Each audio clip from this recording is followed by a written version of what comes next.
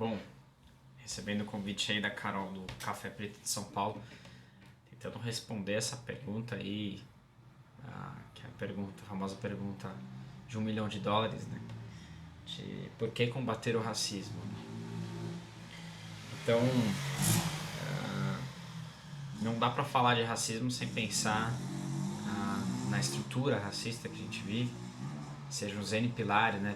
Fazendo aquela analogia muito conhecida com um prédio, né? Um prédio que tem diversas estruturas, pilares, e, e pensando, por exemplo, no pilar histórico, né? Pensando no viés histórico dessa estrutura, aqui no Brasil, quando a gente pensa que houve a escravidão, mesmo no contexto pós-abolição, N leis que continuavam privilegiando certos grupos e excluindo outros. Aí quando a gente racializa a discussão, por exemplo, falar de lei das terras, logo depois da pós-abolição, em que o negro e a negra não podiam ter a posse da terra de maneira efetiva, de maneira plena, seja mais recentemente a lei da...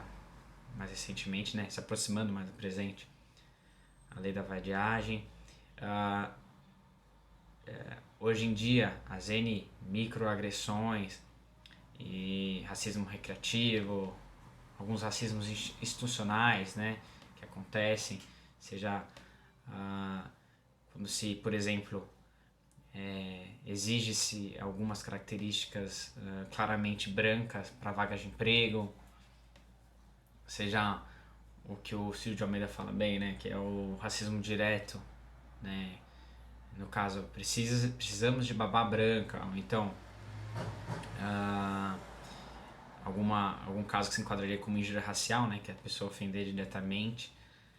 Então, tanto esse contexto histórico quanto atual, mesmo as leis que eu citei, né, que seria um contexto aí mais jurídico, seja mesmo em termos de potência, né, então pensar quantos pensadores e pensadoras negras a gente não teve oportunidade de apreciar por conta dessa desigualdade, por conta das oportunidades negadas historicamente e agora.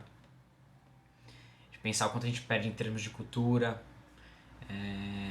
quantas vezes, por todos esses motivos, a gente acaba não tendo acesso à cultura ancestral africana para entender outras formas de pensar o mundo, né? A gente tem essa coisa totalmente ocidental, baseado no cristianismo e assim vai, então a gente perde muita diversidade nesse sentido, conhece pouco sobre outras culturas, sobre a nossa origem, de certa forma.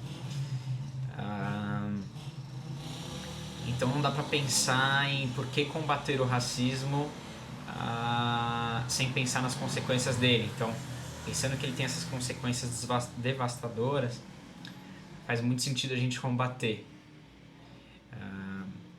Ou seja, não só por conta da desigualdade de oportunidade, né? Se a gente pegar os indicadores de renda e ver que realmente tem essa concentração de renda, principalmente para pessoas brancas, né? Quando a gente racializa a discussão, a gente vê que a maioria do dinheiro está na mão de poucas pessoas e estas são brancas. Também pensar que quantos negros e negras não conseguiram se desenvolver e trazer descobertas importantíssimas para a humanidade por conta, por exemplo, de insegurança alimentar, ou seja, não ter acesso à alimentação adequada, para o corpo poder produzir bioquimicamente todo o seu potencial e a pessoa conseguir trabalhar bem quando tem acesso a uma educação. A gente sabe que também esse direito muitas vezes é negado, de acesso a uma educação de qualidade. Então, assim, são esses diversos fatores que levam a gente a pensar e traçar estratégias de como combater o racismo, porque, como eu disse, o que ele causa, né, é devastador e de fato deve ser combatido. Então eu queria agradecer a Carol pela oportunidade e tentando contribuir com essa thread aí tão importante.